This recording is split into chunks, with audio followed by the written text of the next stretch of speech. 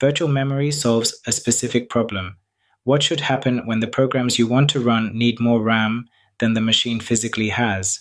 Without a solution, the answer is simple and unhelpful. The next program refuses to open, or something crashes with an out of memory error. Virtual memory's answer is to use a portion of the hard disk, or SSD, as though it were extra RAM. And I want to be precise about that word, as though, because it is the whole idea. The disk does not become RAM. It is still secondary storage, still not directly accessible to the CPU, and still far slower. What happens is that the operating system maintains an illusion. Programs are given the impression that there is more memory available than there really is, and the OS quietly moves things between real RAM and the disk to keep that impression true. Two terms carry this. First, pages. Memory is divided into fixed size blocks called pages, and a program is divided into pages too. This matters because it means the whole program does not have to be in RAM at once, only the pages currently being used. Think about how much of a large application you are actually touching at any moment. A word processor might have printing, mail merge, and dozens of dialog boxes that you are not using, and those pages can sit on the disk. Second, swapping.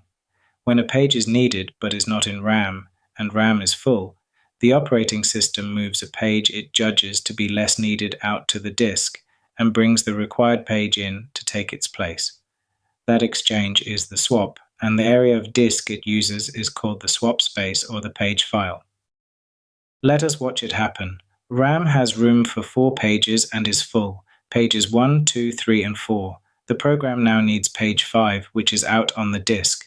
The operating system picks the least recently used page, page 1, and writes it out to the swap file. Page 5 is read from the disk into the space that has freed up.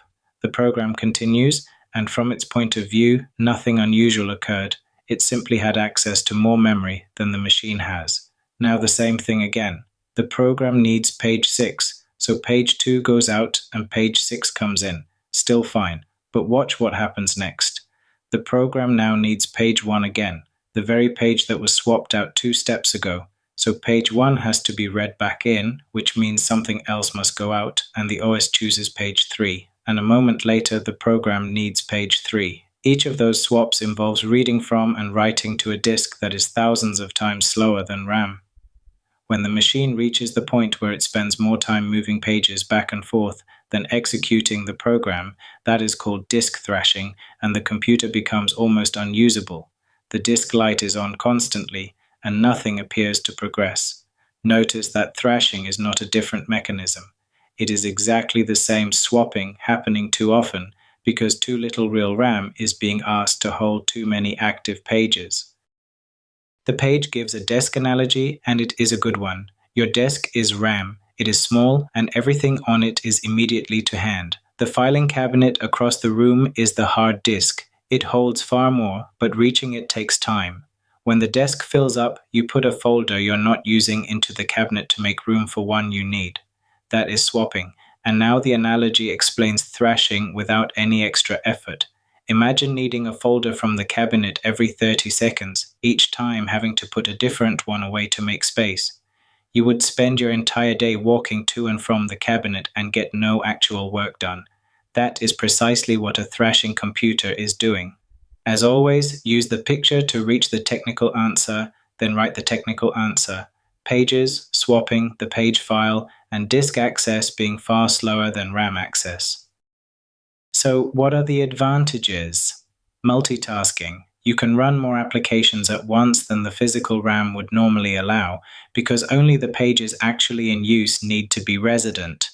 No out-of-memory failures. Programs that would otherwise refuse to start or crash when RAM filled up will continue running. Cost, using part of a disk you already own, is dramatically cheaper than buying and fitting more RAM. And efficient use of an expensive resource, only the parts of a program currently being used occupy the fast, costly RAM, while everything dormant sits on cheap storage.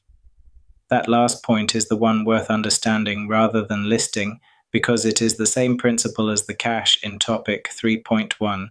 Keep what is being used close and fast, push what is not further away and cheaper. Virtual memory is that same hierarchy extended one more step outwards. And the disadvantages, which follow from exactly the same design. Virtual memory is much slower than real RAM because every swap is a disk access, and disk access is orders of magnitude slower than memory access. Performance degrades as swapping increases, ending in thrashing if there is far too little RAM. It consumes disk space that could hold your files, and on an SSD, constant swapping contributes to wear because flash cells have a finite number of write cycles, a point we covered in the last lesson. So the honest summary is that virtual memory is a way of trading speed for capacity. It lets a machine do something it otherwise could not do at all, and it does that thing slowly. Adding more virtual memory to a machine that is thrashing does not fix it. The fix is more physical RAM because the problem is that too little of it exists. 4 things to carry into the exam. First, define it properly. Virtual memory is a portion of secondary storage used as though it were RAM when physical RAM is full. The phrase as though matters because it is not RAM and never becomes RAM. Second, use the 2 terms. Pages, meaning the fixed size block's memory is divided into, and swapping, meaning moving pages between RAM and the disk.